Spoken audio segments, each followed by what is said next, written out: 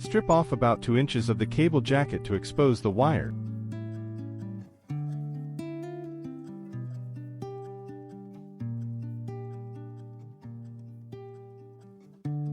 Untwist the pairs and arrange the wires in the correct order.